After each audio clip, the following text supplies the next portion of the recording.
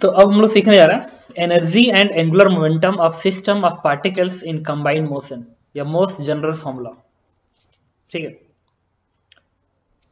तो सपोज करो, और ये फॉर्मूला हमेशा वैलिड है, इवन कंबाइंड मोशन हो या फिक्स एक्सिस रोटेशन हो, दोनों वैलिड है।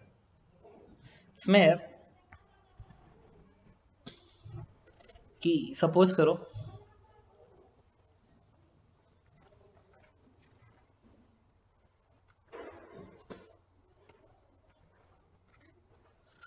एक रिजिड ऑब्जेक्ट है, या रिजिड नहीं है, कोई भी ऑब्जेक्ट है, इससे बहुत सारे पार्टिकल्स हैं।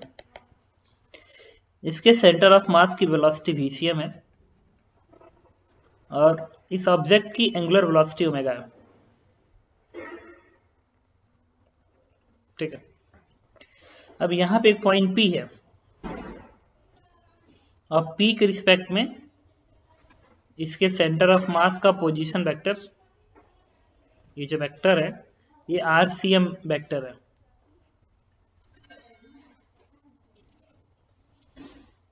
तो इस पॉइंट P के रिस्पेक्ट में एंगुलर मोमेंटम को जब हम लोग कैलकुलेट करते हैं, प्रूफ करते हैं, तो हर पार्टिकल का अलग अलग एंगुलर मोमेंटम निकालोगे पॉइंट P के अबाउट, सबको जोड़ दोगे तो आंसर आ जाएगा। मतलब एंगुलर मोमेंटम जो होगा, this is nothing but sigma summation of MI RI cross B vector, इसमें कन्वर्ट हो जाता है। ये है फॉर्मूला। मतलब हर पार्टिकल का एंगुलर मोमेंटम अलग अलग निकालो और सबको सिग्मा समेशन कर दो, नेट एंगुलर मोमेंटम आ जाएगा। अब इस सिग्मा समेशन को हटाते हैं, तो हम इसको लिख सकते हैं, हम पाते हैं सिग्मा समेशन हटाओगे ना तो आता है सेंटर ऑफ मास के अबाउट एंगुलर मोमेंटम सिस्टम का plus total mass m RCM cross VCM में कन्वर्ट हो जाता है। It is the most valid formula, always valid है। कि किसी भी सिस्टम का एंगुलर मोमेंटम किसी पॉइंट के अबाउट निकालना चाहते हो तो क्या करेंगे, सबसे पहले सेंटर ऑफ मास के अबाउट निकालेंगे सिस्टम का। ये जो सिस्टम है इसका एंगुलर मोमेंटम इसके सेंटर ऑफ मास के अबाउट, फिर सेंटर ऑफ मास का एंगुलर मोमेंटम पॉइंट P के अबाउट। देखो MR cross VCM is what, it is the angular momentum formula. और ये किसके अबाउट है, तो RCM वाला है ना, RCM ये वेक्टर है, तो पॉइंट P के अबाउट सेंटर ऑफ मास का एंगुलर मोमेंटम ये। अब इसी को जब तुम किसी एक्सिस के अबाउट की बात करते हो, एक्सिस के अबाउट अगर पॉइंट P से कोई एक्सिस पास कर रही होती तो एक्सिस के अबाउट अगर एंगुलर मोमेंटम लिखते तो ये सब ना स्केलर क्वांटिटी बन जाते हैं, सब स्केलर क्वांटिटी बन जाती है।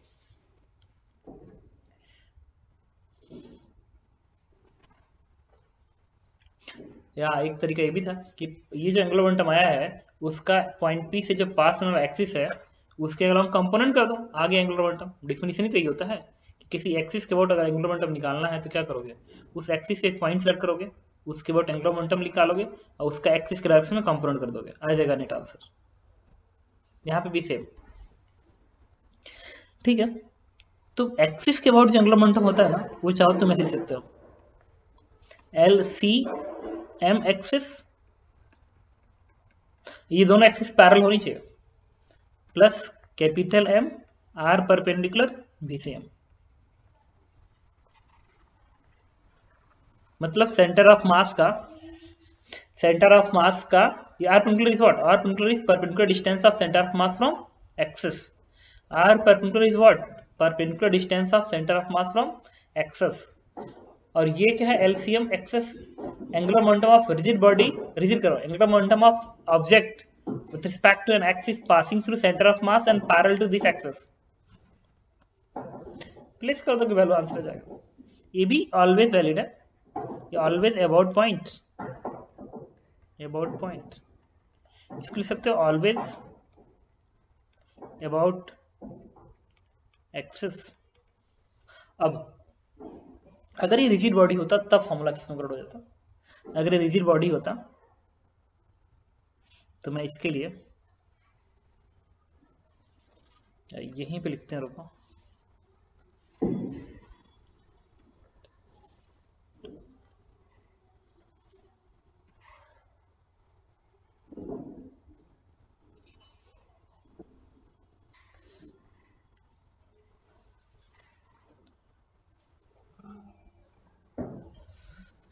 एक सेकंड देखो, यही चीज रिजिड बॉडी के लिए क्या लिखा जाता है, रिजिड बॉडी के लिखा जाता है L axis is equal to ICM omega plus M R perpendicular VCM।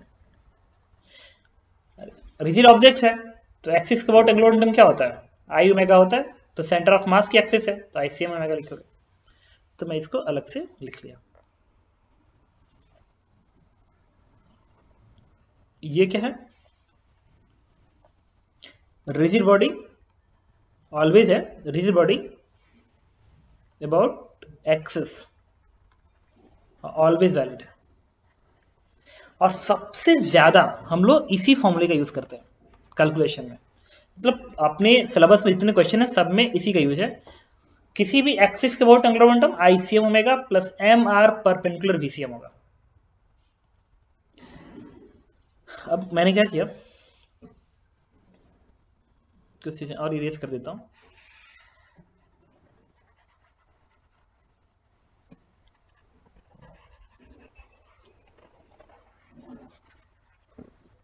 Energy की बात करते हैं, जो कैटिक एनर्जी होती है, कैटिक एनर्जी, इस रिजिड बॉडी की एनर्जी किसी भी फ्रेम से लिखना चाहते हो तो तुम इसका लिख सकते हो equation, half ICM omega square plus half M VCM square. ये हमेशा वैलिड है कैटिक एनर्जी के लिए, but for rigid body valid, rigid body and always valid.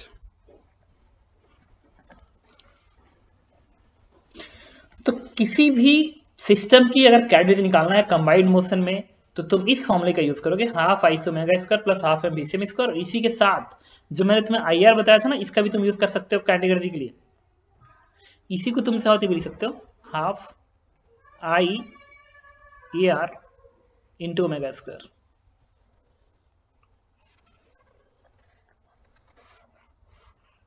This one, ठीक है। तो इसमें क्या है, हाफ IC ओमेगा स्क्वायर क्या है, पूरे रिजिड बॉडी के सेंटर ऑफ मास के अबाउट रोटेशनल एनर्जी, इसको बोलते हैं translational energy of centre of मास। तो कभी भी तुमसे अलग से स्टेटमेंट यूज करता है कि व्हाट इज रोटेशनल एनर्जी, तो तुम क्या कहोगे, half ICM omega square, not half IAR omega square, half ICM omega square. कभी कोई क्या है कि ट्रांसलेशनल का एनर्जी, तो half M VCM square use करोगे। मैं यूज कर रहा हूं इसको। कभी कोई पूछे कि रोटेशनल काइनेटिक एनर्जी, तो हाफ ICM इंपॉर्टेंट वर्ड है, हाफ ICM ओमेगा स्क्वायर। इसको मैं यहां पे लिख दूं,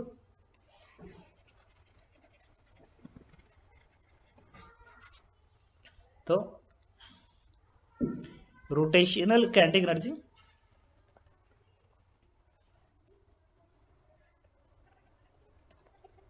it is half ICM omega square and translation kinetic energy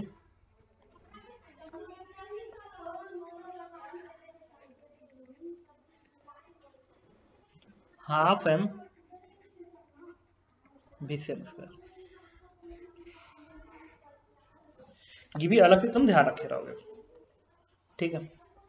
तो मॉड्यूल में जो क्वेश्चन आएंगे या जे के एग्जाम में, वो फ्रीक्वेंटली आस्क्ड क्वेश्चन में से ये सब है, ये है, ये है, ये है और ये है, ठीक है।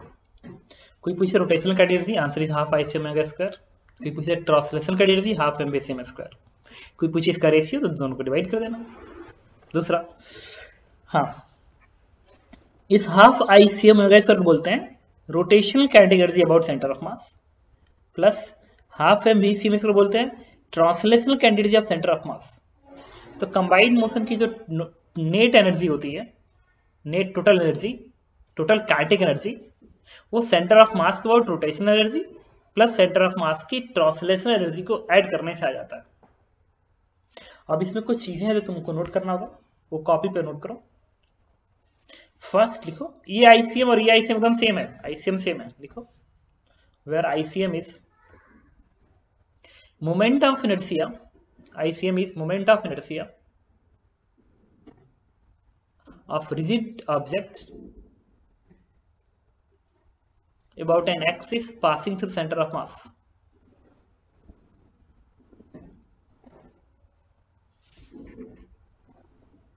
VCM समझ रहे हो क्या, सेंटर ऑफ मास की वेलोसिटी, ठीक है। अच्छा ये फॉर्मूला ऑलवेज वैलिड है, सिर्फ कंबाइंड मोशन में ही नहीं, फिक्स एक्सिस रोटेशन होता उसी में लगा देते या इससे आंसर आ जाता। मतलब यहाँ पे जितना तुमने लिखा ना इट इज ऑलवेज वैलिड, वो ट्रांसलेशन में चाहे रोटेशन में चाहे दोनों कंबाइंड हो, ऑलवेज वैलिड है, ऑल फॉर्मूला ऑलवेज वैलिड। अब कुछ क्वेश्चन में तुम्हें एग्जांपल शो करता हूँ, देखो देखो ये फिक्स एक्सिस रोटेशन में एक रॉड है जिसका मास m लेंथ l है, एंगुलर स्पीड ओमेगा से घूम रहा है, पूछ रहा है फाइंड l एक्सिस, इस एक्सिस के अबाउट एंगुलर मोमेंटम बताइए, एंड दूसरा काइनेटिक एनर्जी बताइए इस रिजिड ऑफ इस रॉड का। तो ये फिक्स एक्सिस रोटेशन है ना, तो फिक्स एक्सिस रोटेशन कॉन्सेप्ट तो लगा ही सकते हो, मैंने कहा लगाओ। चलो हम मेथड 1 यूज करते हैं फिक्स एक्सिस रोटेशन का, जो मैं जानता हूं, तो एल अबाउट एक्सिस के लिखते हो सीधे आई ओमेगा, तो एक्सिस के अबाउट आई क्या आएगा, ml square by 3 into omega आ गया। अब कोई पूछे काइनेटिक एनर्जी तो क्या कहते हो, half I omega square, I axis के about ml square by 3 into omega square आ गया। लेकिन मैंने कहा यार ये तो मैं fix axis rotation concept use कर रहा हूं, थोड़ा मोस्ट जनरल कॉन्सेप्ट यूज करते हैं। तो मोस्ट जनरल कॉन्सेप्ट में काइनेटिक एनर्जी का फॉर्मूला मैंने क्या लिखवाया था, half ICM omega square plus half m VCM square. ICM rod है ना, तो सेंटर ऑफ मास यहाँ पे होगा, रॉड है तो सेंटर ऑफ मास के about moment of inertia, centre of मास है ना, इसके about moment of inertia ml square by 12 होगा into omega square, plus half m into VCM centre of मास की वेलोसिटी VCM। तो अगर ये दूरी l/2 है तो सेंटर ऑफ मास की वेलोसिटी होगी l/2 ओमेगा। इसको सिंप्लीफाई कर दो, जैसे सिंप्लीफाई करोगे ना एकदम यही वैल्यू आ जाएगी 1/6 ml square by into omega square, ये इसमें कन्वर्ट हो जाएगा एग्जैक्टली सेम फॉर्मूले में आ जाएगा। हाँ तो ये तो हर जगह वैलिड है, बट ये हर जगह वैलिड नहीं है, ध्यान रखना ये सिर्फ वैलिड है फिक्स एक्सिस रोटेशन में, बट ये फॉर्मूला हमेशा वैलिड है। अब हम आते हैं एंगुलर मोमेंटम एक्सिस के अबाउट, क्या करेंगे ICM ओमेगा, फॉर्मूला लिखेंगे ICM omega plus MR perpendicular VCM। मैंने क्या किया यहां पर लिखूंगा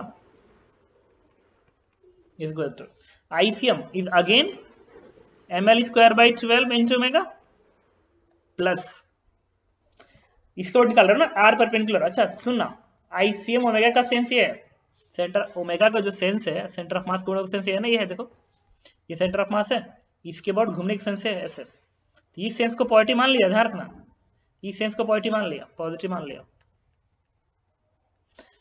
तो ये वाला पॉजिटिव हो गया। अब लिखना तुम्हें MR परपेंडिकुलर VCM, M क्या है total mass, R perpendicular line of velocity की परपेंडिकुलर दूरी, R परपेंडिकुलर क्या होता है लाइन ऑफ वेलोसिटी की, लाइन ऑफ वेलोसिटी की परपेंडिकुलर दूरी एक्सिस से, एंड दैट इज l/2, लिखो l/2 इनटू VCM, VCM क्या है centre of mass velocity R omega is again l/2 into omega, और सेम है इसका भी क्योंकि पॉइंट इस एक्सिस को घेरना है ना। अच्छा इसके लिए एक्सिस से घेरना है एक्सिस को, तो एक्सिस है तो सेंटर ऑफ मास की वेलोसिटी को घेरो, ऐसे घेरो कैसे घेरो ऐसे घेरो ऐसे, तो ये सेंस वही है जो ये वाला सेंस था, तो प्लस प्लस सॉल्व कर दो, वैल्यू आ गई कितना ml square by 3 into omega, again आ गया। इसका मतलब अगर एंगुलर मोमेंटम निकालना है फिक्स एक्सिस रोटेशन है तो मैं चाहूं तो दो अप्रोच से कर सकता हूं, एक कंबाइंड अप्रोच और एक फिक्स एक्सिस रोटेशन के कॉन्सेप्ट से। बट जो कंबाइंड अप्रोच है उसमें थोड़ा सा कैलकुलेशन ज्यादा है और इसमें कैलकुलेशन कम है, ठीक है। बट कोई बात नहीं, अगर क्वेश्चन फिक्स एक्सिस रोटेशन का ना हो तब आपके पास यही एक ऑप्शन बचा हुआ है।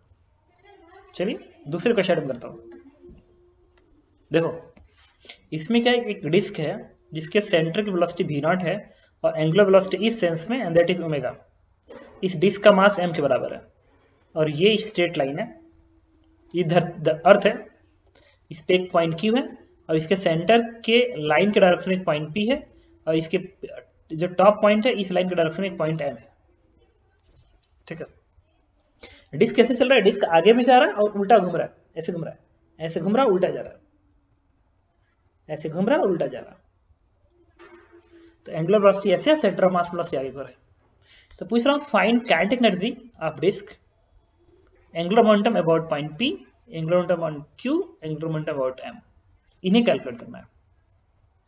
ठीक है, तो चलो सबसे पहले काइनेटिक एनर्जी की बात करते हैं।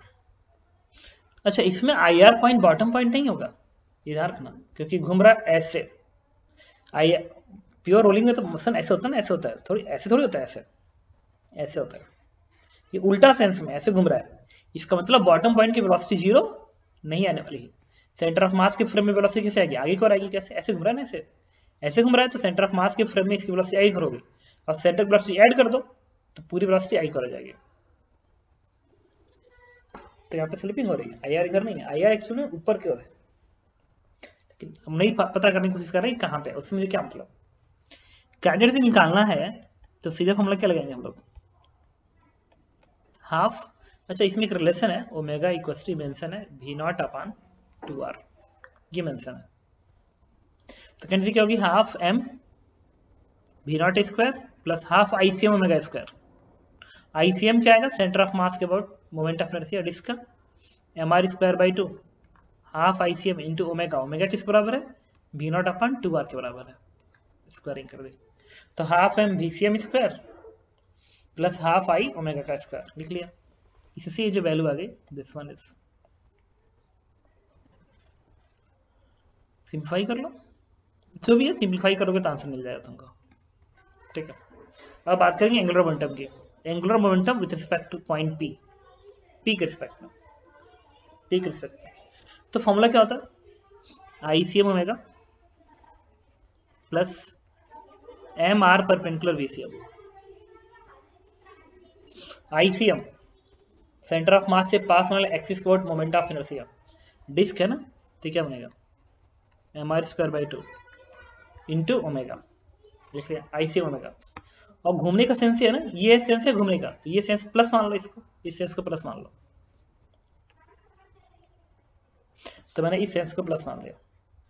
तो ICM omega plus MR perpendicular, line of velocity की परपेंडिकुलर दूरी इस पॉइंट P से, एंड दैट इज 0, क्योंकि जो लाइन ऑफ वेलोसिटी है वो पॉइंट P से ही पास कर रहा है ना, तो इससे परपेंडिकुलर दूरी क्या होगी, 0। MR perpendicular VCM, now whole value is equal to MR square by 2 into omega, ये मिल गया। और किस सेंस के मिला हुआ है, इस सेंस के मिला हुआ। अब बात करेंगे किसके अबाउट, Q के अबाउट। ये पॉइंट Q है, तो Q के अबाउट क्या लिखोगे, IC ओमेगा, IC ओमेगा तो अगेन यही रहेगा, MR square by 2 into omega, ये तो यही बनेगा, plus MR perpendicular, line of velocity की परपेंडिकुलर दूरी, ये बहुत इंपॉर्टेंट वर्ड है, line of velocity important word है। लाइन ऑफ वेलोसिटी की परपेंडिकुलर दूरी पॉइंट Q से कितना, R के बराबर है, तो लिख लिया R। MR perpendicular VCM, VCM तो V0 के बराबर है, लिख सकते हो, लेकिन साइन की बात है, आगे प्लस लिखेंगे माइनस। ये पॉइंट Q है ना, इस पॉइंट Q को तुम देखो, वेलोसिटी ऐसे गिर रही है, ऐसे गिर रही है, देखो ऐसे गिर रही है, ऐसे सेंटर की वेलोसिटी से इसको घेरो, ऐसे गिर रही है, ऐसे V0 ऐसे तो ऐसे गिर रही है, ये सेंस है घेरने का। जबकि ये वाला जो है, इसका सेंस देखो, इसका सेंस ये वाला ऐसे है, ICM ओमेगा का सेंस ऐसे ना, ICM ओमेगा का सेंस ऐसे है, ओमेगा का सेंस देखो ऐसे, जिधर ओमेगा आएगा उधर ही, जिधर ओमेगा आएगा उधर ICM ओमेगा आएगा, ये सेंस है। और सेंटर ऑफ मास की वेलोसिटी नीचे गिर रही है ऐसे, देखो ये उल्टा आ गया, उल्टा मतलब माइनस साइन। तो आपको क्या करना होगा कि यहाँ पे माइनस साइन यूज करना पड़ेगा, वैल्यू प्लेस कर लो, ओमेगा की जगह पे V0 अपॉन 2R लिखो यहाँ पे, तो मैंने कहा MR स्क्वायर बाई 2, मेरे जगह पे V0 upon 2R minus MR V0, now this value is 2 दूनी 4 माइनस 3/4 MR V0। ठीक है, माइनस साइन इस बात को कंफर्म कर रहा है, ठीक है, कि जो आपने साइन माना है कि इस साइन से प्लस है, एक्चुअली माइनस बता रहा है कि एंगुलर मोमेंटम पॉइंट की अबाउट इस सेंस का होगा, इस सेंस का, इस सेंस का होगा, और मैग्नीट्यूड में 3/4 होगा। तो अगर तुम माइनस साइन के साथ लिखोगे तब तो तुम ऐसे ही लिखोगे, ऐसे ही लिखोगे, लेकिन अगर इसी को तुम ऐसे लिखोगे 3/4 MR V0, तो तुम साइन चेंज कर लोगे, तब कहोगे तब ऐसे होगा। ये पॉइंट क्यू के अबाउट एंगुलर मोमेंटम है। द सिमिलर काम पॉइंट एम के अबाउट करेंगे। तो angular momentum about point M is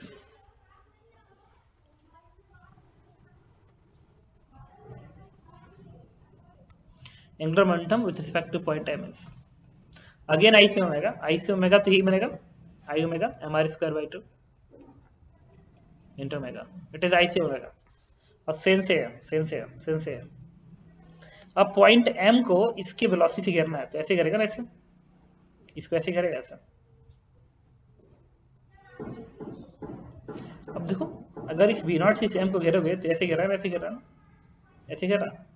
और ये वाला सेंस है, ये दोनों सेंस सेम है ना, इसका सेंस है और इसका भी सेंस है, सेंस सेम है, तो प्लस कर ले तो बनेगा M R perpendicular line of velocity की परपेंडिकुलर दूरी पॉइंट एम से कैपिटल आर है into V0 M R perpendicular VCM is V0।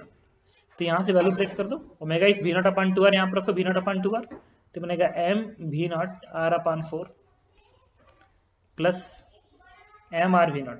Now this value is equal to 5/4 M R V0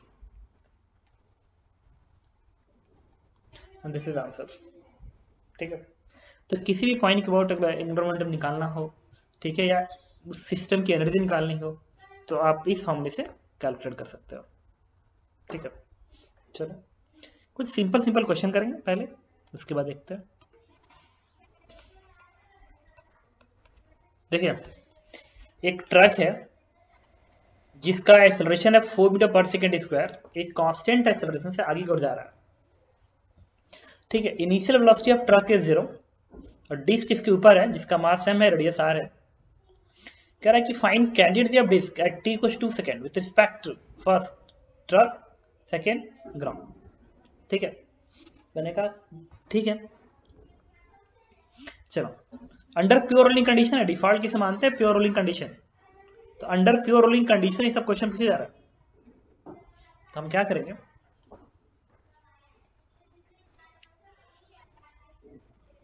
एक काम करते हैं,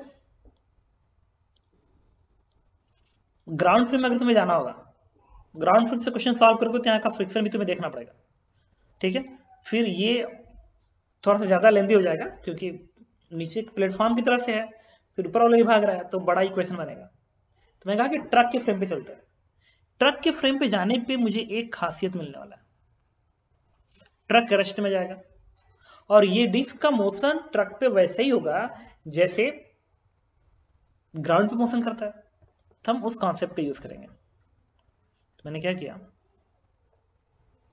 इसकी वीडियो बनाई, ट्रक पे खड़ा हो गया, ये मान लिया ट्रक है,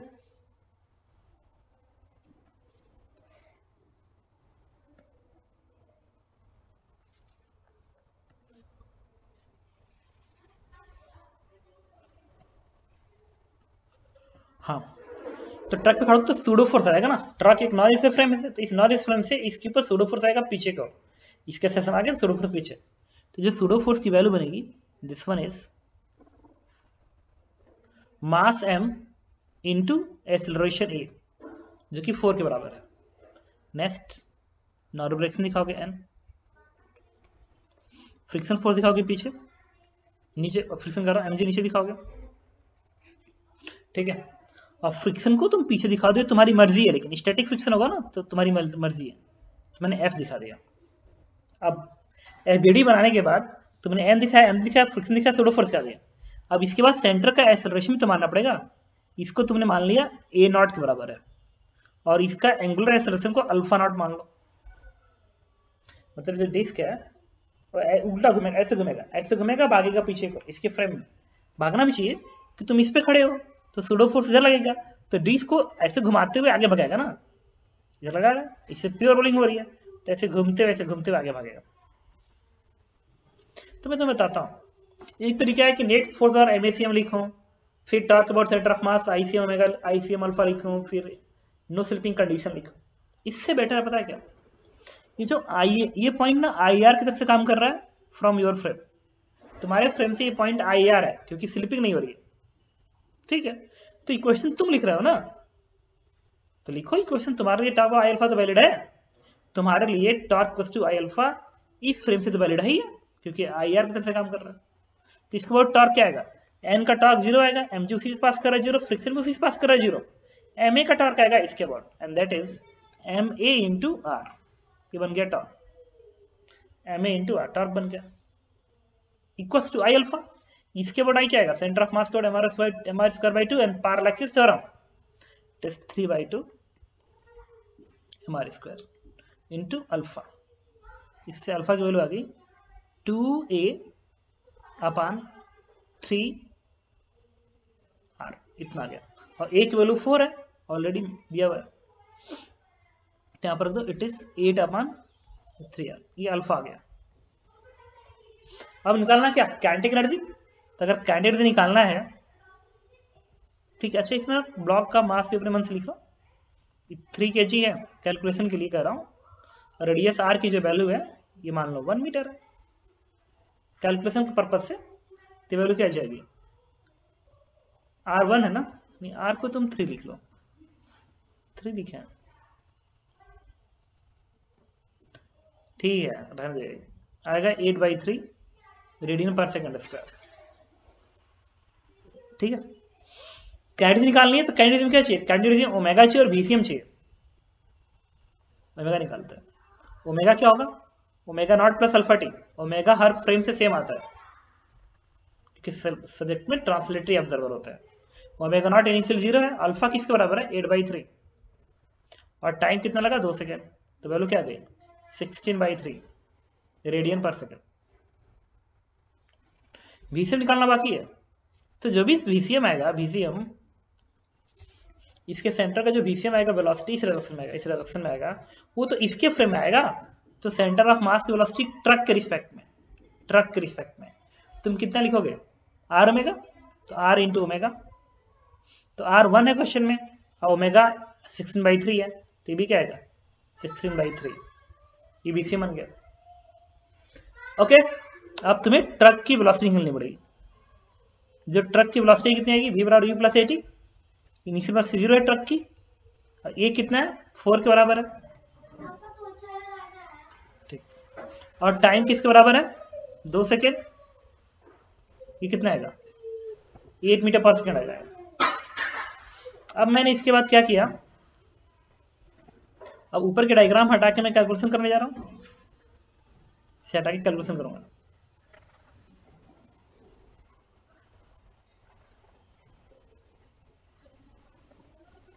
देखना, सबसे पहले ट्रक के फ्रेम में कैंडिडेट लिखेंगे, ट्रक के फ्रेम में कैलकुलेट लिखो, ट्रक के फ्रेम में, तो हर चीज ट्रक के फ्रेम में लिखोगे। अच्छा, ट्रक के फ्रेम में तो पॉइंट आई आर के ही तरह से काम कर रहा है, अगर ट्रक के फ्रेम में पॉइंट आई आर तरह से काम कर रहा है तो सीधे half I are omega square कर दो ना, आंसर आ जाएगा, और नहीं तो लिखो half M B C M square plus half I C M, तो भी आंसर आ जाएगा, लिखो। तो ट्रक के फ्रेम में कैंडिडेट सीधे लिख दिया, क्या बेकार में सब लिखो, 2 बार जोड़ो, जब आई आर मुझे दिख ही रहा है तो सीधे यूज करो ना, तो हाफ आई सी एम, इसके बाद क्या, हाफ आई इसके बाद क्या बनेगा, आई आर ये है ट्रक के फ्रेम में, तो 3/2 एम आर का square half I into omega square. अब यहां से जो ओमेगा है ना, इस ओमेगा को उठा के यहां प्लेस कर दो, आर प्लेस कर दो, एम प्लेस कर दो, आंसर आ गया। देखो कितना आएगा, this one will equal to 1/4, 3, mass है 3 kg, आर है 1, ओमेगा किसके बराबर है 16/3, तो 144/9 आएगा, 30 से कट गया, तो आएगा तुम्हारा 4 3 12 24 36 joule, and this is the kinetic energy with respect to truck. अब यही कैलकुलेशन किसके लिए और करना है, ग्राउंड फ्रेम में। हाँ, ग्राउंड फ्रेम के लिए अब दिक्कत शुरू हो जाएगी, ग्राउंड फ्रेम के लिए दिक्कत ये आएगी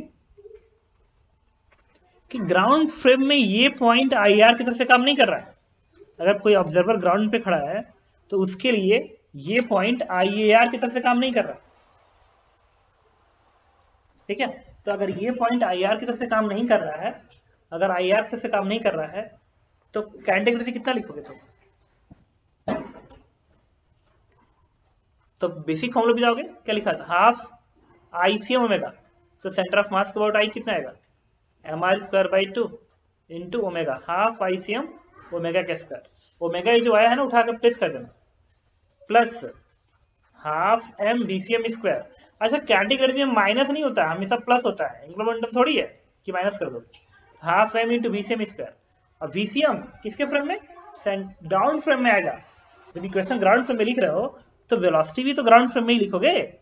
तो ग्राउंड फ्रेम में वेलोसिटी कितनी आएगी देखना, ये जो वेलोसिटी है सेंटर ऑफ मास की जो वेलोसिटी है इस डायरेक्शन में है ना, इसके फ्रेम में, मतलब ये वेलोसिटी इधर है, ट्रक वाली वेलोसिटी, ट्रक के फ्रेम में सेंटर ऑफ मास वेलोसिटी इधर है, ट्रक की वेलोसिटी इधर है, देखना centre of mass velocity truck के फ्रेम में इधर है और ट्रक की वेलोसिटी इधर है, तो ग्राउंड फ्रेम वेलोसिटी क्या आएगी, जब इसमें से घटाओगे तब आएगी ना, ये डायरेक्शन इधर, डायरेक्शन इधर, तो ग्राउंड फ्रेम की वेलोसिटी हो जाएगी 16/3 माइनस 8 का होल स्क्वायर।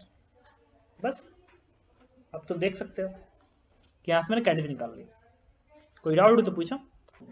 ठीक है, कैलकुलेशन मिस्टेक है, तो 16 का स्क्वायर करोगे तो कितना आएगा 256, कितना होता है 16 का square,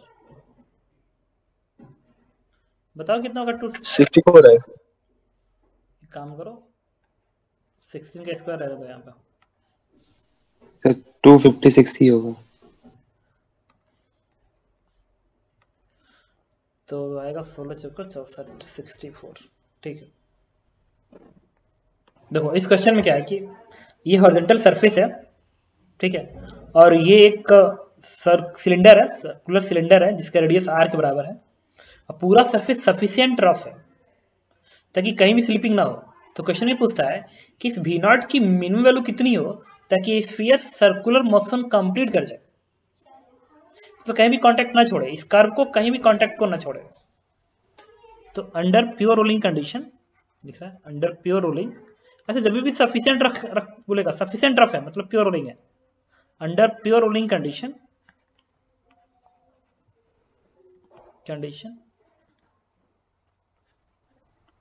find minimum velocity of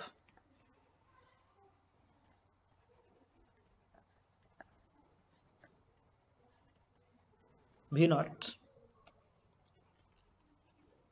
so that particle will not leave curve। ठीक है,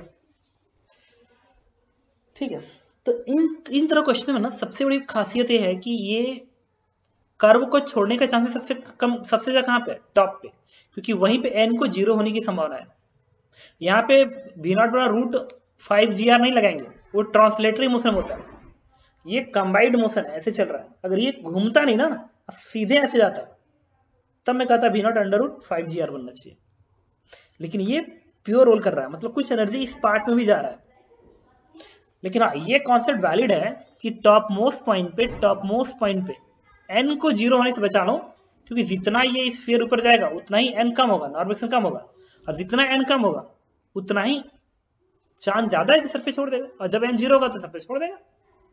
मैंने क्या किया, यहाँ पे बीडी बनाई, तो यहाँ पे एन कैसे दिखाओगे, नीचे दिखाओगे, एम जी नीचे दिखाओगे, और एन को जस्ट जीरो करना है ना ताकि मिनिमम स्पीड आ जाए, तो इसके सेंटर की वेलोसिटी वीसी मान लीजिए, it is VC.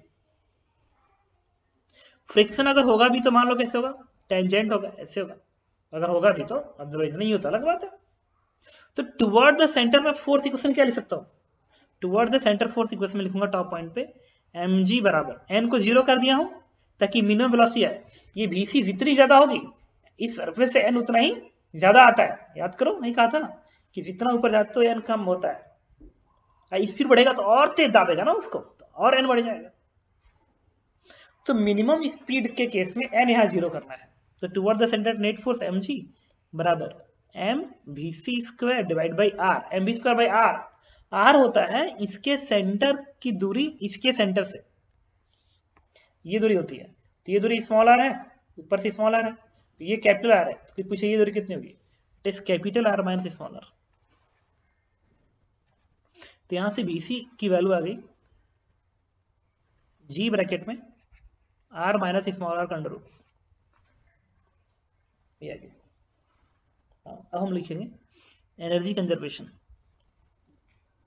Energy conservation यहां से लेके यहां तक वर्क रेशियो थ्योरम लगा दो। कहा तो क्या था, सर्कुलर मोशन में वर्क रेशियो थ्योरम लगाना पड़ता है। तो जब इसका सेंटर यहां था, आप पहुंच गया यहां पे, तो mg नीचे था, डिस्प्लेसमेंट ऊपर हुआ, तो वर्डन कितना करेगा mg into twice of r minus r का वर्डन होगा। भाई सेंटर से ये दूरी कितनी आएगी, this is r minus small r, ये भी बनेगी r माइनस स्मॉल r। तो कोई पूछे यहां से इसकी दूरी कितनी होगी, तो twice of r minus small r, ये mg का वर्डन है।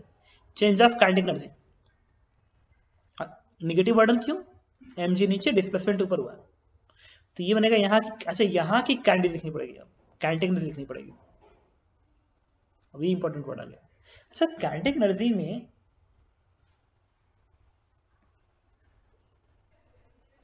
तो ये बनेगा इसके बराबर। अब क्या करेंगे हम लोग, चेंज ऑफ काइनेटिक एनर्जी, लेकिन ये प्योर रोलिंग कर रहा है ना, प्योर रोलिंग करते हुए कैंडिडेट आगे बढ़ रहा है, प्योर रोलिंग करते आगे बढ़ रहा है।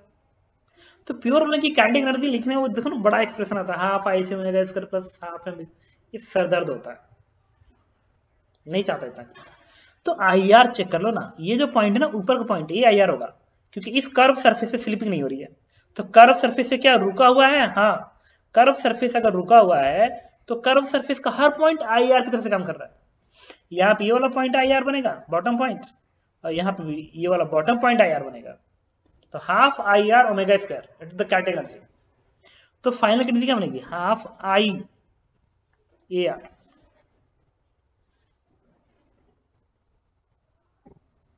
इस पॉइंट के अबाउट जो मोमेंट ऑफ इनर्शिया बनेगी वो स्फीयर है ना, तो स्फीयर के इस पॉइंट के अबाउट जो मोमेंट ऑफ इनर्शिया होती है आईसीएम सेंटर ऑफ मास के अबाउट 2/5 mr स्क्वायर। अब पैरेलल एक्सिस थ्योरम,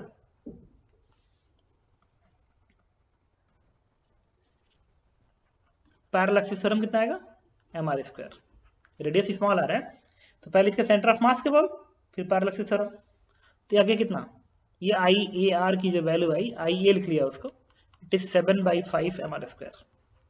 अब यही यहाँ वाले के लिए भी यही, क्योंकि यही तो आई आर है और यहाँ के लिए आई आर ये है, तो इसके अबाउट लिखो तो चाहे इसके अबाउट लिखो तो बात तो की है, centre of mass code parallel axis theorem. तो हाफ आई आर कितना आएगा 7/5 mr square, half I A R omega square, omega ये vc है ना, तो सेंटर ऑफ मास की वेलोसिटी vc को डिवाइड कर दो इस रेडियस से, स्मॉल r से डिवाइड करेंगे। हमें रिजिड बॉडी की एंगुलर वेलोसिटी निकालना, रिजिड बॉडी की एंगुलर वेलोसिटी वो आई आर के साथ से निकाला जाता है, ये नहीं कि इस vc को तुम इसके सेंटर से डिवाइड कर दो, ये वाला ना, ये नहीं करोगे। इधर इस वाली इक्वेशन में क्या लिखूंगा, नेट फोर्स और एम आर ओमेगा स्क्वायर करोगे तो यहाँ का ओमेगा सेंटर ऑफ के अबाउट होता है, और रिजिड ऑब्जेक्ट का जो ओमेगा होता है वो आई आर के अबाउट लिखा जाता है, क्योंकि यहाँ पे सेंटर ऑफ मास को ओमेगा लिख रहा हो इस इक्वेशन में। नेट फोर्स और M VCM, VCM square by R, या एम ACM, ACM किसका, सेंटर ऑफ मास का एक्सेलरेशन, किसके, टुवर्ड द सेंटर, सेंटर के अबाउट। तो ये तो यही है mg बराबर, ये वाला इक्वेशन ठीक है। वर्क एनर्जी थ्योरम में क्या लिखा, वर्क एनर्जी थ्योरम में लिखा mg इंटू वर्क डन कितना, हाफ आई ओमेगा का स्क्वायर, तो VC अपॉन स्मॉल r का square minus initial energy half I पे 7.5 mr square into initial omega v not upon small r plus v not upon small r का whole square. तो यहां से value आ जाएगी -2 mg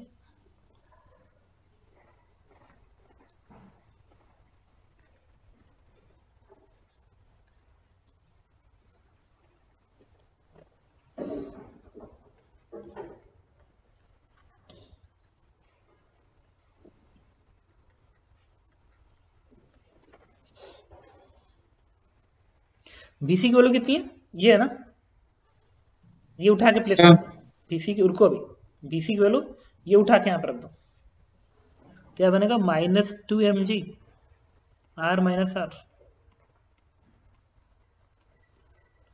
और m फिर आएगा और ये बनेगा g r माइनस r बनेगा -7/5 mv स्क्वायर। तो यहां से अगर मैं कैलकुलेशन यहां कर लूं तो यहां से बनेगा, ये 7/5 है ना, तो 7/5 इधर भेज दो, V0 का स्क्वायर बराबर, और इसको जब तुम इधर भेजोगे तो +2 बन जाएगा, तो 10 दूनी 20 और 7 27 हो जाएगा। तो 27/10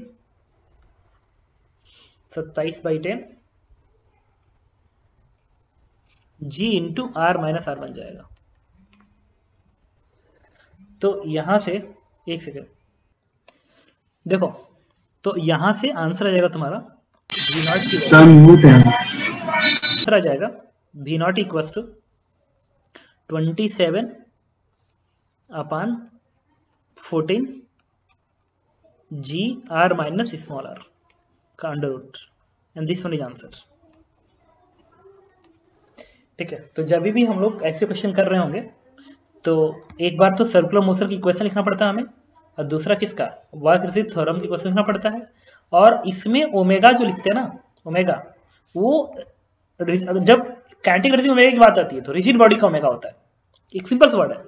जब मैं बात करूंगा काइनेटिक एनर्जी का ओमेगा, रिजिड बॉडी की ओमेगा बताइए, तो IR के वर्ड लिखी जाती है, और वही काइनेटिक एनर्जी में यूज होती है। लेकिन अगर कोई पूछे कि एक ऑब्जेक्ट सर्कुलर मोशन कर रहा है, उस सर्कुलर मोशन का ओमेगा mr ओमेगा स्क्वायर, तो सेंटर के अबाउट होता है, सेंटर ऑफ मास का होता है। ये जो सेंटर ऑफ मास का जो पॉइंट है ना, इस पॉइंट का angular momentum, angular velocity with respect to this centre होता है। रिजिड बॉडी का ओमेगा अलग है, जबकि इसके सेंटर का ओमेगा इसके अबाउट अलग है। तो इस वाली इक्वेशन में सेंटर का ओमेगा लिखा जाता है इसके अबाउट, जबकि एनर्जी इक्वेशन में रिजिड बॉडी का खुद का ओमेगा लिखा जाता है। ठीक है, डाउट बताओ। ठीक है, कैलकुलेशन का मिस्टेक है तो ये 7/10 आ जाएगा, ये 7/10 बनेगा, फिर ये बनेगा 7/10, तो ये 14 न बन के 7 बन जाएगा। This one is answer. ठीक है, देखो ये फिक्स्ड है और AITS का क्वेश्चन है फिटजी का। ठीक है, तो इसमें इस तरीके से सेंटर की वेलोसिटी V0 है, अब प्योर रोलिंग हो रही है,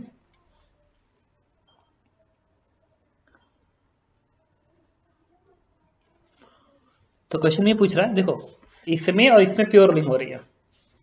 ठीक है, तो फर्स्ट क्वेश्चन पूछ रहा है फाइंड, एक एक निकाल लेते हैं। पहला है नॉर्मल रिएक्शन बताइए, दूसरा क्वेश्चन है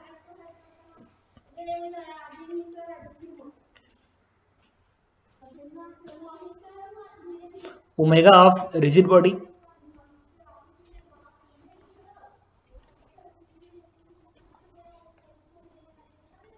थर्ड क्वेश्चन है kinetic energy, and fourth question है एंगल व्हेन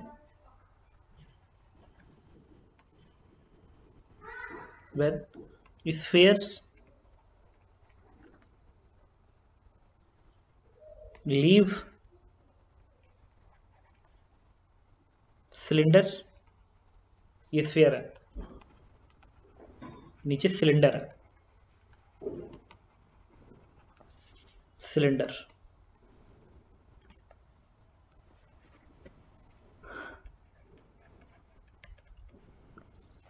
ठीक है, एज्यूमिंग V0 is 0, इस केस को डील करेंगे लास्ट क्वेश्चन के लिए। ठीक है, तो चलो सॉल्व करते हैं इस क्वेश्चन का। देखो इसको इतना कराने की जरूरत नहीं है, क्योंकि अब कई क्वेश्चन है पैटर्न्स रोटेशन में बहुत ज्यादा होते हैं, तो उन्हीं को सिखा रहा हूं तुमको कि कई पैटर्न्स क्या सकते हैं, तो देख लो।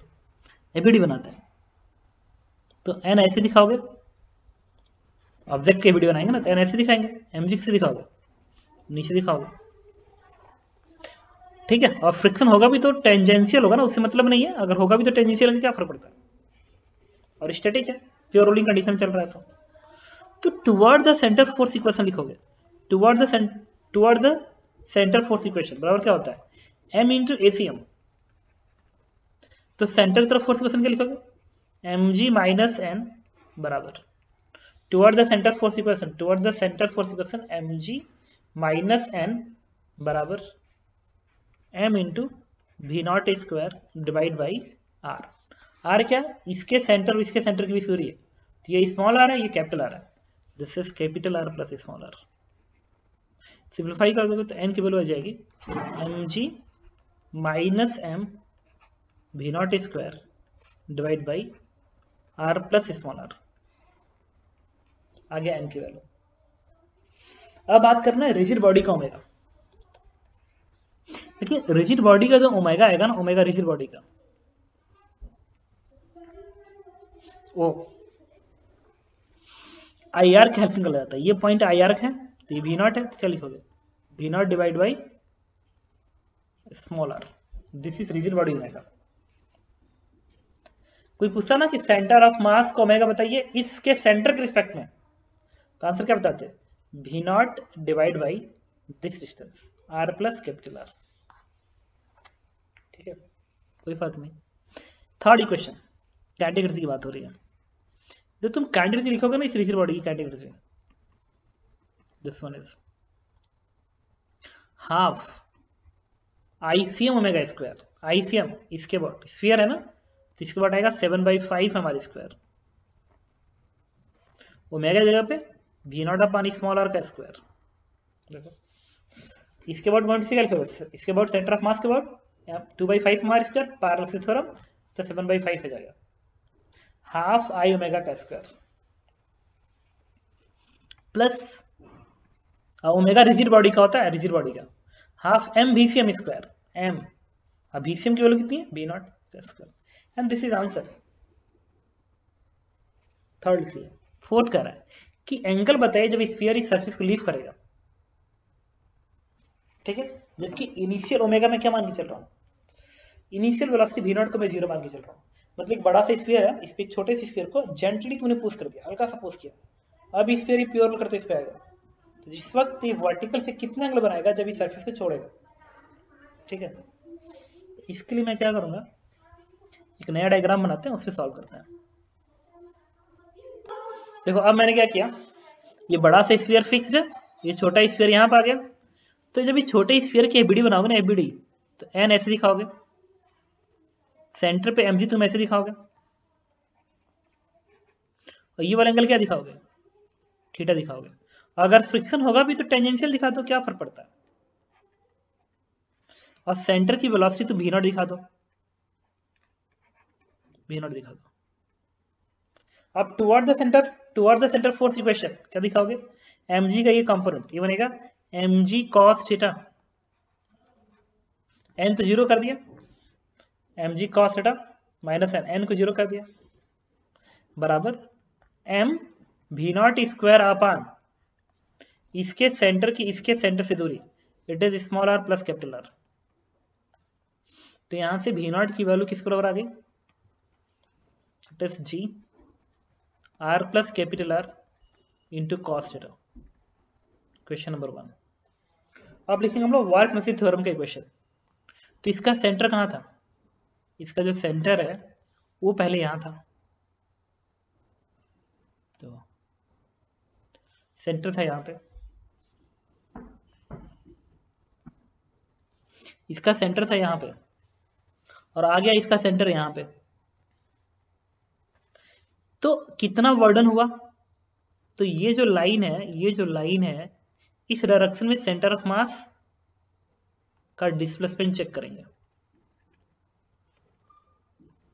तो डिस्प्लेसमेंट ये हुआ ना, ये दूरी हुई, ये दूरी, तो ये दूरी किससे निकलेगी, ये जो दूरी है कैसे निकलेगी, ये पूरी दूरी क्या होगी r plus small R plus capital R plus small R, और ये दूरी क्या है small R plus capital R का, ये दूरी क्या आएगी कॉस कंपोनेंट आएगा ना, इस पूरे का जो कॉस बनेगा ये दूरी बनेगी। तो ये दूरी कैसे आएगी, जब पूरे में से इस कॉस कंपोनेंट घटाओगे, तो mg का बड़ा प्लस आएगा, क्यों, क्योंकि mg नीचे और डिस्प्लेसमेंट भी नीचे हुआ है। तुम लिखोगे mg into R plus R minus R plus R cos theta. तो mg into mg dot displacement equals to change in kinetic energy system की, it is half I R bottom point है ना, बॉटम पॉइंट है, तो sphere है, तो इसके बाद 7/5 बनेगा, तो 7/5 हाफ आई ओमेगा का स्क्वायर, ओमेगा बनेगा V not upon small R का स्क्वायर। अच्छा यहाँ की वेलोसिटी वी नॉट है ना, तुम इसको भी मान लो, इसलिए ना तुम कोई पीछे से कंफ्यूज मत हो जाओ। तो मैं वी नॉट उधर लिखा था, ये भी आ गया होगा यहाँ पे मान लो, ठीक है। तो 7/5 हमारी स्क्वायर वी अपान आर का होल स्क्वायर, तो half I omega square final energy, और माइनस इनिशियल एनर्जी कितनी थी 0, क्योंकि इनिशियली स्फीयर को जस्ट पुश किया गया था, दैट इज 0। इसको सिंप्लीफाई करेंगे, यहाँ से क्या बनेगा M G R plus small R common आएगा 1 माइनस कॉस थीटा, यहां से बनेगा 7/10 M R square cut V square आएगा, वी स्क्वायर प्लस कर दो, test G R plus capital R cos theta, तो ये कैंसिल आउट हो जाएगा। यहां से आएगा 1 minus cos theta equals to 7/10 cos theta, यहां से आएगा 1 equals to 17/10 cos theta. Then what is cos theta 10/17, and this one is answers. जबकि ऐसा ही क्वेश्चन हमने किया था कि एक पार्टिकल को स्फीयर से छोड़ा था ट्रांसलेटरी मोशन में, तो पूछा था कितना एंगल आएगा, तो आया था 2/3, जबकि आ रहा है 10/17। ठीक है। और पता है क्या है, ये देखो, ये शायद ये एंगल ना, ये एंगल ज्यादा आना चाहिए था, पता नहीं क्यों ज्यादा आना चाहिए। पता क्यों ज्यादा आना चाहिए था, इसलिए क्योंकि जब इधर आएगा ना तो एमजी का वर्डन तो वही हो रहा है, और ये स्पीड भी है ना, ये स्पीड जितना ज्यादा आता है पता है उतना ही इसको सरफेस छोड़ने का चांस ज्यादा है। ये भी बढ़ेगा ना तो सरफेस जल्दी छोड़ देगा। वो इक्वेशन कैसे समझाता, पता है कैसे समझाता, इसी क्वेश्चन कैसे लिखो भी समझ आ जाएगा। Toward the centre force equation लिखो भी बताता हूँ, एम जी कॉस थीटा, वैसे आंसर आ चुका है, आंसर है, मैं एनालिसिस कर रहा हूँ।